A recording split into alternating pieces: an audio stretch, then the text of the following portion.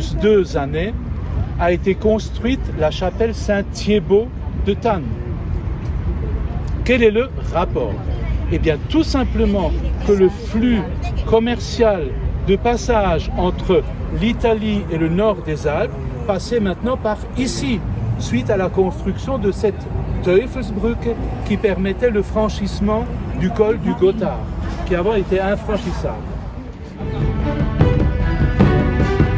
Avec les berges. Qu'est-ce qu'ils ont fait? Alors, la lucerne, c'est, on le voit sur les chevaux.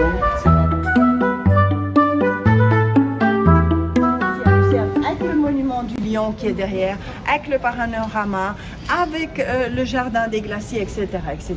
C'était un petit peu Las Vegas de Lucerne. Ceux qui voulaient se faire voir, tout le monde venait ici. C'était l'endroit à être, plus que la vieille ville de Lucerne, d'accord?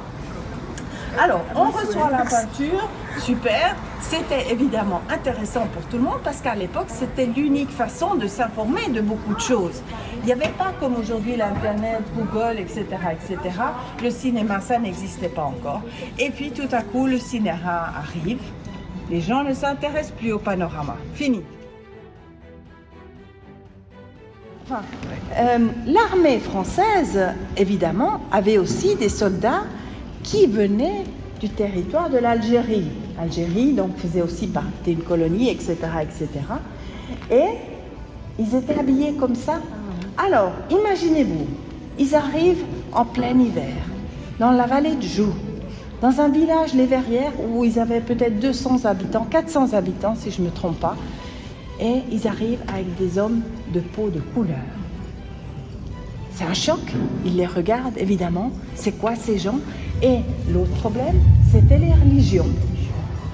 Évidemment, quand certains d'entre eux sont morts sur le territoire suisse, la Suisse, elle a un côté catholique, un côté réformé. Qu'est-ce qu'on fait avec les musulmans? Personne n'avait aucune idée. Aujourd'hui, on rigole, on se dit c'est quand même pas quelque chose de si difficile. Mais à l'époque, c'était quelque chose d'incroyable. Mais non, si on compte... Elle avait 5 ans lorsqu'elle a vu, elle nous l'a souvent raconté, l'armée de Bourbaki sous le porche de l'église de son petit village de Franche-Comté. Et ça l'avait frappée à l'époque. Je ne m'étais pas rendu compte que c'était des milliers de... Ah oui, c'est dingue. Pensez, 87 000 personnes. Je répète ce que la dame...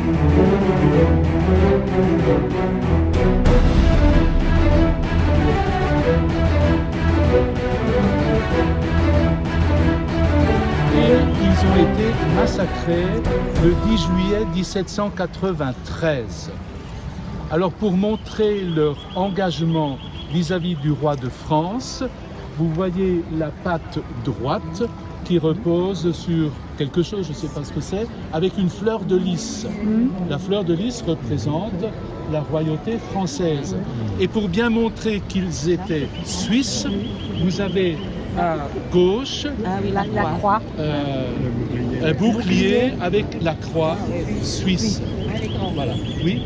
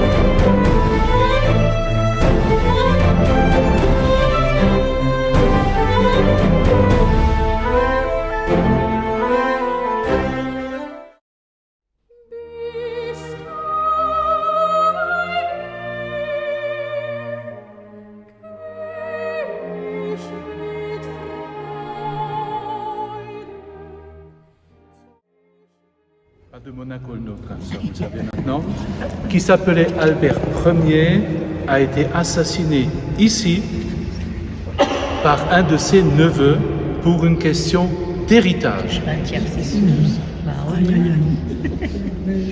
D'abord, il faut que je vous dise que le château des Habsbourg, enfin le château et le lieu qui a donné le nom aux Habsbourg, se trouve à quelques kilomètres d'ici. Et lorsque vous prenez une reine qui porte la croix à double barreau, la croix de Hongrie, c'est donc Agnès, la fille d'Albert Ier, qui était reine de Hongrie et qui a donc également fait vœu de pauvreté, qui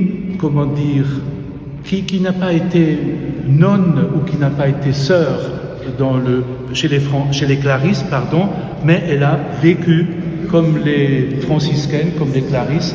Elle a fait vœu de pauvreté, etc. Elle a donc été mise ici parce qu'elle a contribué fortement à la construction de cette église. Elle est morte à l'âge de 83 ans, donc elle a eu le temps voilà. Et elle symbolise un peu donc le vœu de pauvreté. Élisabeth de Hongrie. Alors, regardez à gauche d'Élisabeth. À gauche d'Élisabeth, il y a quelqu'un que vous devriez reconnaître. Jeanne de Ferrette. Ce qui veut dire que de l'autre côté, du côté droit, vous avez également quelqu'un que vous devriez reconnaître, c'est Albert II. Alors qu'est-ce que Jeanne et Albert, qui se sont mariés à Thann, viennent faire ici à Königsfeld? J'ai évoqué la réponse tout à l'heure. Pour que on puisse construire un couvent, et surtout dans le cas présent où on a construit un couvent féminin et masculin, il fallait évidemment